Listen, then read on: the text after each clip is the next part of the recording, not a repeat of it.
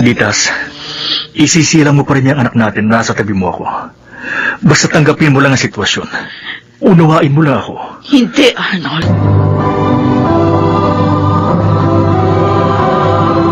Handog ng DZRH ang tula sa kanyang panahon. Namamatay nga ba ang damdamin? Ngunit hindi ang isang pangako. Mga kaibigan, narito't ating pakinggan ang naging karanasan ni Ditas sa ating dulang sa kanyang panahon.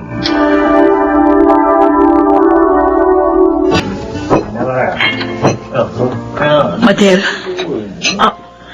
Ha? Dito ako tinuro nung napagtarungan ko sa labas na nakakakilala sa'yo. Dito ka raw nagtatrabaho. Waitress ako dito. Dito kami nagkakilala. May mga plano kayo? Oo. Marami.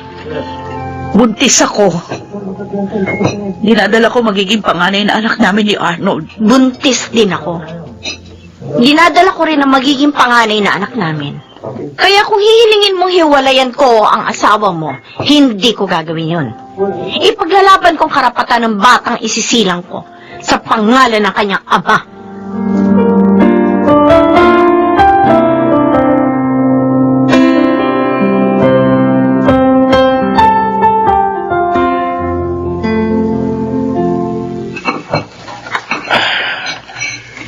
Ilang linggo na yatang hindi nagagawi rito sina Arnold at Ditas. Celia. Ay dati-rati kapag galing sila sa pagsisimba, sumasaglit sila rito. Baka nga kasi abala sa bagong negosyo niyang meat delivery si Arnold. Yun muna naisip niyang pasamantalang pagkakakitaan na magsara ang tindahan niya ng cleaning products dahil sa pandemya. Marami talagang pinabagsak na negosyo ang pandemya. Sana lang makabalik siya sa pagninegosyo kapag maayos na ang ekonomiya. Mabuti na nga lang, matatag ang profesyon ni Ditas. Nakapagturo pa rin siya sa online kahit na mayroong pandemya. Pero hindi sila po pwedeng mawalan ng trabaho. Lalo na nga, nagdadalang tao na manugang natin. Ha? Talaga? Buntis na si Ditas? Magkakaapo na tayo, Celia. Oo, Jaime. At excited na ako sa magiging apo natin. Aba, kapag isinilang na siya ni Ditas, hindi maaaring hindi nila ipahiram sa atin ang ating apo. O kaya naman, dahil pareho silang abala sa trabaho, walang problema. Kahit tayo na mag-alaga sa bata.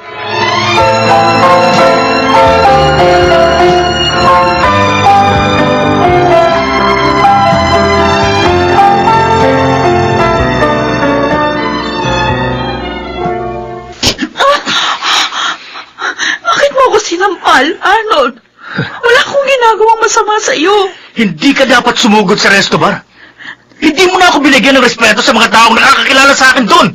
At ako, binigyan mo ba ako ng respeto nang buntisin mo ang model na yon? Sumagot ka! Sige. Total alam mo na ang lahat. Oo, inaamin ko. Nadisgrasya ko nga si Madel.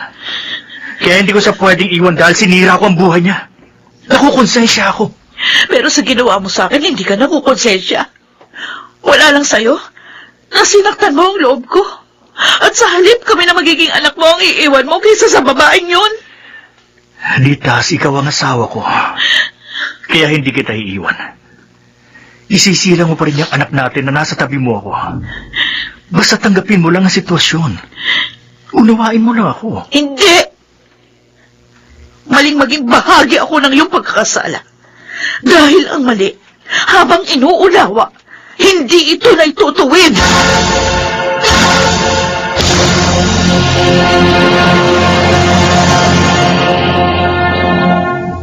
Marami kang ipinangako sa akin, Arnold. Kailangan tuparin mo lahat ng yun. Huwag kang mag-alala. Malaki ang hatian namin ni Ala sa kinikita sa meat delivery. Kayang-kaya kong tustusan ang lahat ng gusto mo. Magkano Naghahanap na rin ako ng apartment na lilipatan natin. Siyempre naman, para may privacy naman tayo.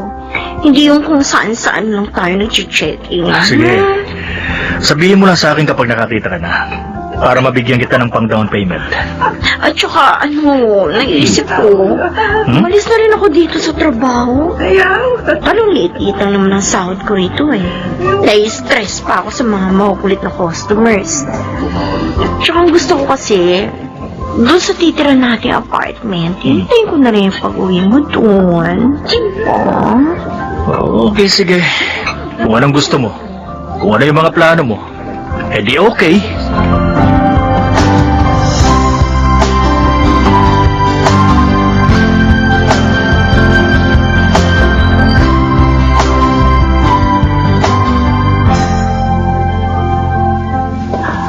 Naiisip ko kasi, Jaime, baka nga nahihirapan ng kumilos si Ditas dahil sa kanya pinagbubuntis. Kaya hindi na sila makadalaw sa atin. Ay, Mabuti pa siguro tayo nang dumalaw sa kanila, Celia. sige. Parahin mo na yung paparating na tricycle. Para maaga tayo makarating doon. Naiinip na rin akong makipagbalitaan sa mag-asawa.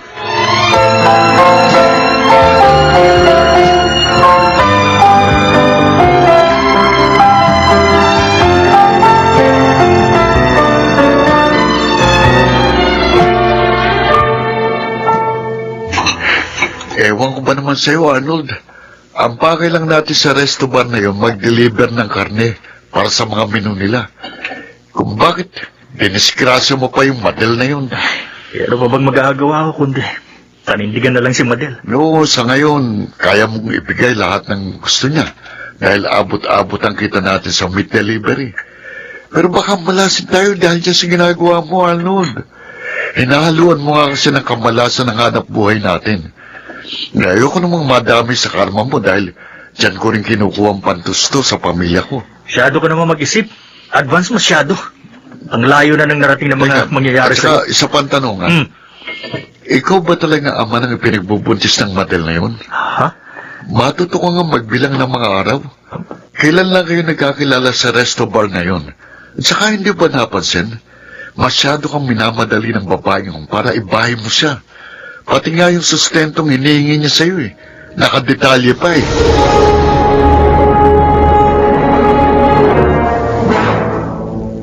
So ngayon, gulong-gulo na ang isip mo sa problemang pinasok mo.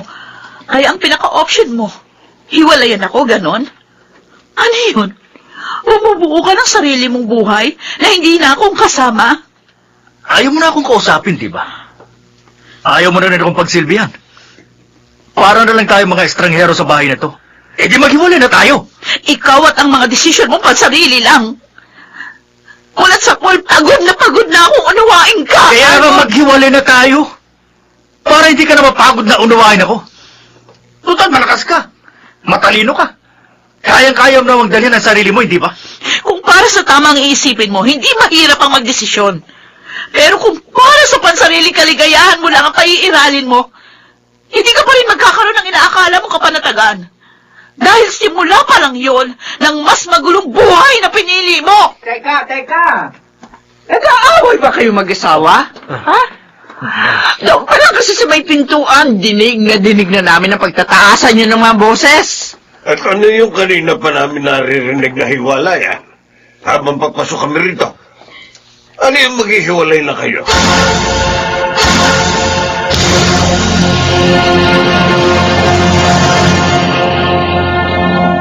Kung hindi pa kami nagawi rito, hindi namin malalaman ng nanay mo na may problema pala kayong mag-asawa.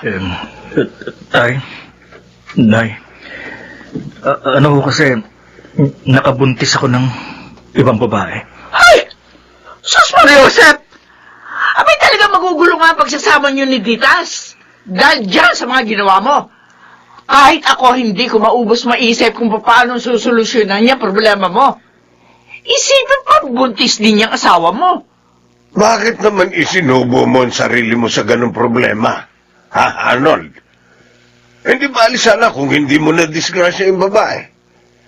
Ganun pa man, na-disgrasya mo man siya o hindi pa rin tama yung ginawa mong pakikipagrelasyon sa kanya. Dahil may asawa ka ng tao. Hindi ko na nga po alam kung paano ko lulusutan. Bah, paano mo nga lulusutan ng isang problemang mahirap solusyonan?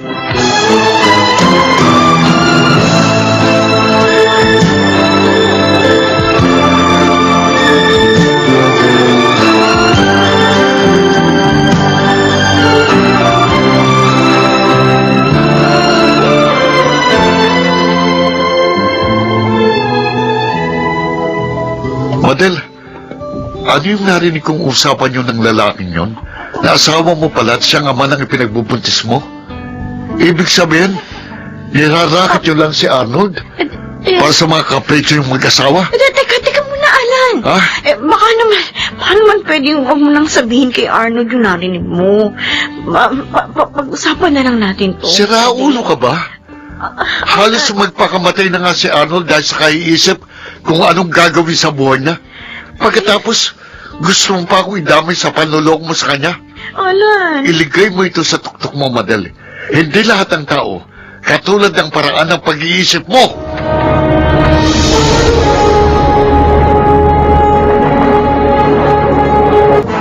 Mapalad pa rin ako dahil may sariling paraan pala ang mga sitwasyon para may iwas ako at maimulat sa aking mga pagkakamali.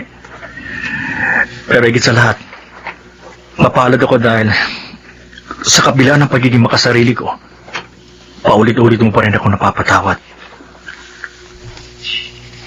May mga pagkakamali rin naman ako. Minsan, hindi kita iniintindi. Hindi kita pinakikinggan. Tulad ng malugi yung cleaning products mo. Hindi ko naramdaman yung sakit na iniwan nun sa'yo. Kasi nga, puro paninising ginawa ko. Iisip ko nga, baka nga mahirap ako maging asawa. Patawarin mo rin ako, Ditas. Kung hindi ko mo nasasabi sa'yong mahal kita o na ipapadamang mahal kita. Pero ang totoo, mahal na mahal kita, Ditas. Kahit naman nagbago tayo sa isa't isa, hindi naman nababago yung pangakong pinitiwan natin noon sa harap ng altar. Ako, yun yung pinanghahawakan ko. Kung bakit hindi ako po pwedeng tumigil na mahalin ka, Arnold.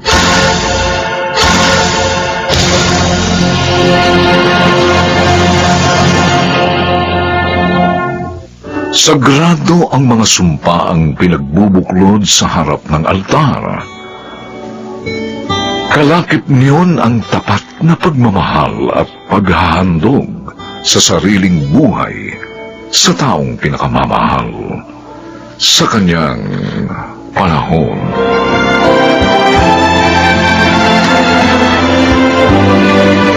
Mga nagsiganap, Rosana Villegas, Chiquit del Carmen Amor, Susan Robles, Lionel Benjamin, Maynard Landicho Jr. at Phil Cruz.